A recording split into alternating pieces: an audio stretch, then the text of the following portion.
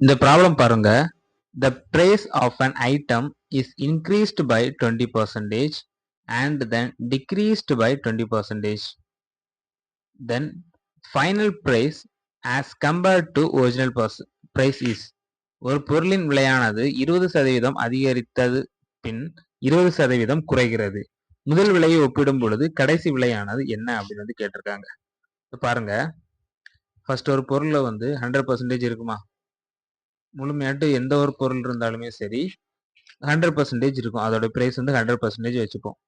இவன் பாருங்க, increased by 20%. அப்போ 120/100 ஃபர்ஸ்ட் இன்க்ரீஸ் ஆகுது. அடுத்து பாருங்க, தென் டிக்ரீஸ்டு பை 20%. அதுக்கப்புறமா 20% குறைஞ்ச அப்படின்னா 80/100 அப்படி போடலாம். பார்த்தோம் அப்படின்னா நம்மளுக்கு கட் பண்ணோம் அப்படின்னா 16 96 வரும். 100 மைனஸ் 96 4% வந்து குறைஞ்சிருக்கு. சரிங்களா? அதை விட ஃபர்ஸ்ட் இருந்த பிரைஸோட 4% குறைஞ்சிருக்கு. இது இன்னொரு வந்து ஃபார்முலா மெத்தட்ல பார்த்தோம் அப்படின்னா ஒண்ணுமே பார்க்க வேண்டிய தேவையில்லை.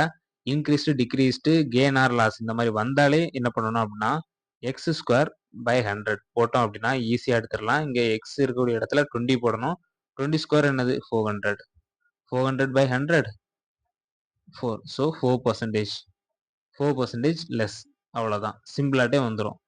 எனிவே ஆன்சர் பார்த்தீங்கன்னா ஆப்ஷன் டில கொடுத்துருக்காங்க, 4% லெஸ்.